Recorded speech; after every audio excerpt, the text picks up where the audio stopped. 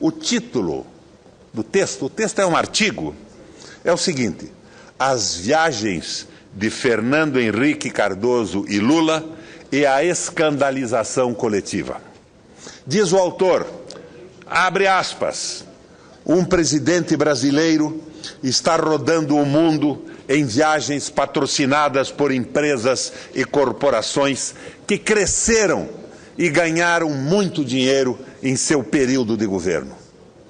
Nessas viagens, a presença do ex-presidente ajuda as empresas patrocinadoras a captar investimentos e ganhar mercados. As empresas amigas também patrocinam palestras desse líder político no Brasil e contribuem com fundos milionários para um instituto que leva o seu nome e destina-se a preservar a sua memória. Coisa terrível, não é, senador Viana?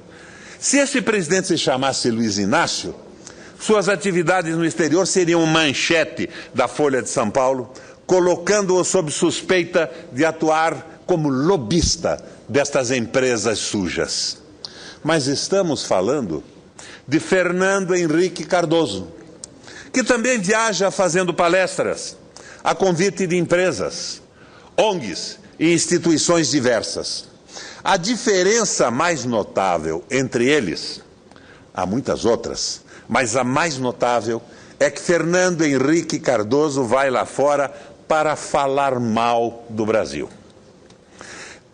Nas asas do Itaú, seu patrocinador master, Fernando Henrique esteve no Paraguai em 2010, no dia em que o banco inaugurou a operação para tomar conta do mercado do país vizinho.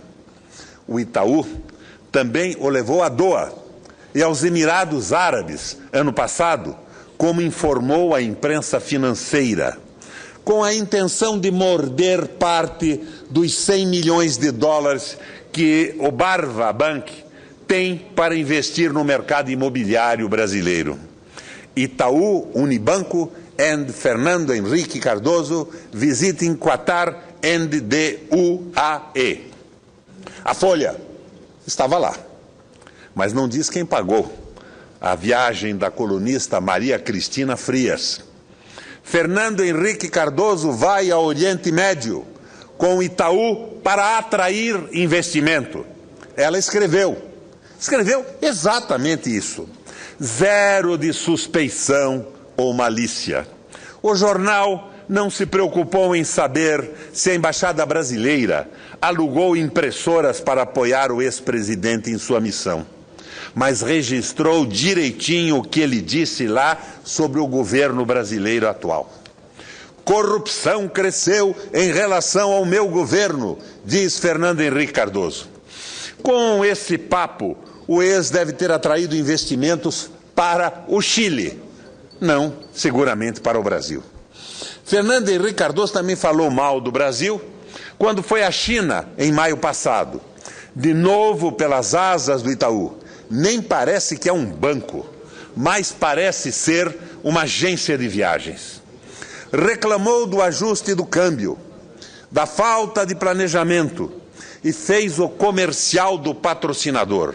Baixar a taxa de juros no Brasil é importante, mas tem que olhar as consequências. Fecha aspas. Ele disse exatamente isso aos chineses. O Estadão resumiu no título a visão de Brasil que Fernando Henrique passou em Pequim. Não se pode crescer a qualquer custo, disse Fernando Henrique Cardoso. Em novembro do ano passado, a casa americana JP Morgan pagou Fernando Henrique Cardoso para falar do Brasil sem sair de casa. O Brasil está pagando o preço por não ter dado continuidade aos avanços implementados, entre aspas, ele disse, numa palestra para investidores estrangeiros em São Paulo. Na edição deste sábado, a Folha sugere ao Ministério Público que promova uma ação para alguém devolver gastos indevidos com horas extras de motoristas e deslocamento de funcionários nas embaixadas por onde Lula passou. Mas não se comove com o fato da estatal paulista Sabesp ter pingado 500 mil na caixinha do Instituto FHC. Ah, fosse o Visanete, o que estaria dizendo em voz alta e com aquela sua firmeza característica o Joaquim Barbosa? Fernando Henrique ainda era presidente da República em 2002, quando chamou ao Palácio Alvorada os donos de meia dúzia de empresas para alavancar o instituto que ainda iria criar. Odebrecht, Camargo Correia, Bradesco, Itaú, CSN, Klabin e Suzano. A elas se juntaria a Ambev. Juntas, pingaram 7 milhões no chapéu de FHC. Mas foi o Tesouro que pagou o jantar, descrito em detalhes nesta reportagem da revista Época. Todos à mesa eram gratos a Fernando Henrique pelo Plano Real. E não se duvide de que alguns tenham coçado o bolso por idealismo. Acredito que até isso poderia ter acontecido. Mas se a Folha utilizasse o mesmo orelho com que trata Lula, teria registrado que o Itaú e o Bradesco eram gratos pela maior taxa de juros do mundo, que passou a ser recorde no livro Guinness. A Ambev deve ser o monopólio ao CAD dos tucanos. A CSN é a primogênita da privataria e quase todos ali deviam algum ao BNDES. FHC e seu instituto prosperaram. No primeiro ano como ex-presidente, ele faturou 3 milhões em palestras. Abre aspas. O critério é cobrar metade do que cobra o Bill Clinton, explicou modestamente um assessor de Fernando Henrique Cardoso. A primeira palestra, de $150 mil de cachê, que serviu de parâmetro para as demais, foi bancada pela Ambev. Valia muitas cervejas. O Instituto Fernando Henrique Cardoso já tinha 15 milhões em caixa e planejava gastar o dobro disso em instalações. O Instituto Fernando Henrique Cardoso abriga o projeto Memória das Telecomunicações. Esqueçam o que ele escreveu, mas não esqueçam nunca o que ele privatizou. Patrocinado, naturalmente, pela Telefônica de Espanha. Todas as empresas citadas nesse relato são anunciantes da Folha de São Paulo e estão acima de qualquer suspeita enquanto anunciantes. Apodrecem aos olhos do jornal quando se aproximam de Lula. Lula não pode, a Fernando Henrique tudo é permitido. Eis aí o segundo recado da série de manchetes. Afastem-se dele os homens de bem. O primeiro recado, está claro, é mãos ao alto, Lula. A Folha também se considera acima de qualquer suspeita.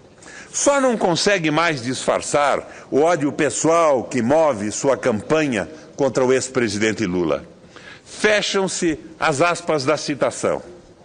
A Folha de São Paulo, como sabemos, é o mais provinciano dos jornalões brasileiros. Provinciano, senador Vital, e tipicamente pequeno burguês, com aqueles tiques próprios dessa classe que revelam preconceito, despeito, inveja e tacanhice. E uma nada desprezível dose de sordidez, de torpeza, como comprova o caso da publicação da ficha policial fraudada da então candidata Dilma Rousseff. Matriz, nutriente e propagadora desses sentimentos, a Folha revela mais uma vez seu lado sombrio. Do sociólogo que se diz políglota, perdoa tudo. Afinal, Trata-se de um puro exemplar da Casa Grande, embora com um pé na cozinha, como ele, querendo ser engraçado, disse. Agora, o pau de arara, egresso da senzala, não tem perdão. Ora, que ousadia! Viajar pelo mundo com a pretensão de representar o Brasil. Abespinham-se os antigos donos da rodoviária de São Paulo. Esse ressentimento tem outro motivo. O pau de arara, o torneiro mecânico que cruza os oceanos e é extraordinariamente bem recebido aonde quer que desembarque, é também o responsável por outro tormento: o acesso dos mais pobres a viagens aéreas. Nas salas de embarque, dentro dos aviões, esta gente é um incômodo que provoca urticária nos enfatuados pequenos burgueses e faz empinar o nariz da nova aristocracia, assim nobilitada pela frequência com que aparece nas colunas sociais. Pois acreditem, os nossos jornalões ainda têm, senador Ferraço, colunas sociais.